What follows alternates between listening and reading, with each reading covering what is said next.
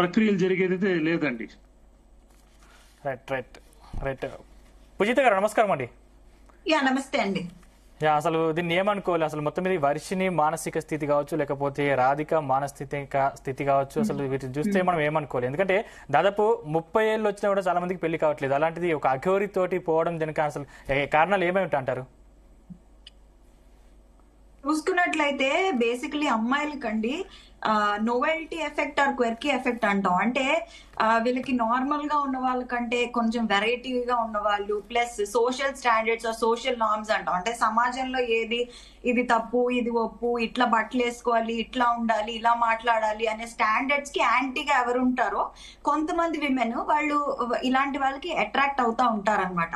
So ఇప్పుడు మనం ఈయన్ని తీసుకున్నట్లయితే ఫస్ట్ ఆఫ్ ఆల్ అఘోరి అనడానికి వాట్ ఈస్ ద క్రైటీరియన్ అంటే, ఇప్పుడు ఒక అఘోరి అనడానికి ఒక పర్టికులర్ వీళ్ళు ఈ సాధన చేసి ఉండాలి, ఈ కుంభమేళాకి వెళ్ళాలి, ఇది చెయ్యాలి, ఇంత తపస్సు చేయాలి, ఇంకా మిగతా రిచువల్స్ ఉంటాయి. సో అఘోరి అవ్వాలంటే అవన్నీ చేస్తే అప్పుడు అఘోరి అవుతారు. సో రెండో పాయింట్ వచ్చేటప్పటికి అతని ట్రాన్స్జెండరా కాదా అనేది మనకి ఎవరికి తెలియదు. ఇప్పుడు రకరకాల వెర్షన్స్ వినిపిస్తున్నాయండి. అన్వేష్ గారు వచ్చేసి అతనికి ఏదో ఇన్ఫెక్షన్ వచ్చింది కాబట్టి ఆయన టెస్టెస్ రిమూవ్ చేశారని ఒక వెర్షన్ ఉంది. ఇంకొకటేమో వాళ్ళ తాలూకా రీజనల్స్ కానీ వాళ్ళ తాలూకా లోకల్స్ ఏమంటున్నారంటే అతని టెస్టిస్ ఏదో కాలిపోయింది, ఏదో ప్రాబ్లం జరిగింది, అప్పటి నుంచి ఏం చెప్తున్నారంటే అతను ఒక మగాడే, అంటే ఈ జస్ట్ గాట్ హిస్ అతను ఆర్గన్ రిమూవ్ చేయించుకున్నాడు కానీ అతని part, but he still a man అంటున్నారు. ఎందుకంటే ఇప్పుడు నిజంగా మిగతా ఏదైనా అయితే అమ్మాయే అయితే అమ్మాయిని పెళ్లి చేసుకోవాల్సిన పరిస్థితి ఎందుకు వస్తుందండి? Point number 2. సో అతనికి పార్ట్ లేకపోయినా హీ హ్యాస్ ఫీలింగ్స్ అనమాట. అతనికి ప్యూబర్టీ ఉంది, అతనికి ఇంకా ఆడవాళ్ళ మీద ఇష్టం ఉంది, అలాంటి ఫీలింగ్స్ ఉన్నాయి కాబట్టి అతను పెళ్లి చేసుకున్నారు. లేదా వాట్ ఎవర్ ఇట్ ఇస్ అతని రిలేషన్షిప్స్ కానీ, మీరు ఇప్పుడు ఇందాక అన్నట్టు ఐ లవ్ యూ చెప్పడం కానీ, ఐ మిస్ యూ చెప్పడం కానీ, ఇంకా మనము అతని మానసిక పరిస్థితిని తీసుకుందామండి. సో ఇట్లాంటి మనము ఇంతకు ముందు కూడా చూసాము. ఏం చూసామంటే అతను బట్టలు ఇప్పుకొని నూడ్గా పోలీస్ స్టేషన్ కి వెళ్ళడం కానీ, అథారిటీస్ తో అంటే ఇప్పుడు పోలీస్ తో కానీ మిగతా పొలిటికల్ పీపుల్ తో కానీ రోడ్డు మీద ఇష్టం వచ్చినట్టు గొడవలు పెట్టుకోవడం, ఇవన్నీ చూసాం. ఇవన్నీ చూస్తే యాజ్ అ సైకాలజిస్ట్ అతని మానసిక పరిస్థితి డెఫినెట్లీ అతను ఒక మానసిక రుగ్మత, మెంటల్ ఇల్నెస్ తో బాధపడుతున్నట్టు తెలుస్తుంది. ఇలా బాధపడుతున్నప్పుడు శ్రీవర్షిని బీటెక్ చేసింది, రాధిక అడ్వకేట్ అంట. అంటే ఇంత మెచ్యూరిటీ ఉన్న పర్సన్ ఎందుకు అఘోరిని ఎంచుకోవడం కారణం ఏంటంటారు? సో బేసిక్లీ నేను చెప్పాను కదండి, నోవెల్టీ ఆర్ క్వెర్కీ ఎఫెక్ట్ అంటాం. అంటే ఏంటంటే వీళ్ళకి మామూలుగా ఉండే వాళ్ళకన్నా సోషల్ గా ఇప్పుడు ఇట్లా ఉండాలి, పెళ్ళైతే నువ్వు ఇలా ఉండాలి, ఇలా చెయ్యాలి, ఈ పర్టికులర్ ఈ బట్టలు వేసుకోవాలి, ఇలా ఉండాలి. సో అలాంటి కన్ఫర్మిస్ట్ ఐడియాస్ అనేవి కొంతమంది ఆడవాళ్ళకి నచ్చవు. సో ప్రశాంతంగా ఇతనేంటి యాంటీగా సొసైటీ, నాకు నచ్చినట్టు ఉంటాను అంటే న్యూడిటీ అంటే ఏంటి?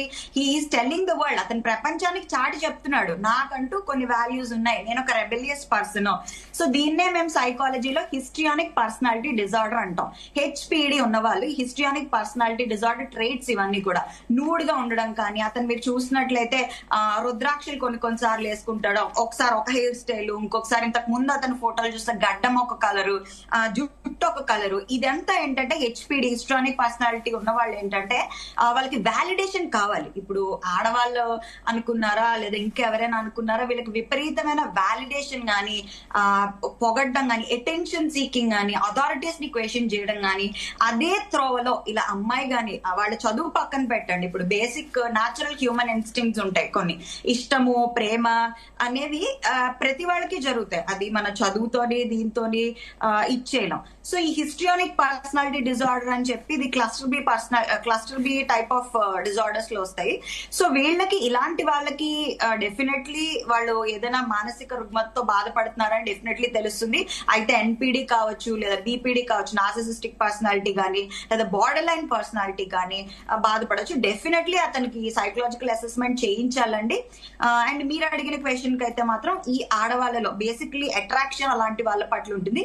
ఇంకొక మనకి వర్షన్ ఏమొస్తున్నది, వర్షిని తాలూకా ఫైనాన్షియల్ బ్యాక్గ్రౌండ్ లో ఆవిడ కూడా పేదామే, సో అతని దగ్గర నుంచి ఏమైనా మనీ ఎక్స్పెక్ట్ చేస్తున్నారా, సో ఈ వర్షన్ కూడా వస్తుంది.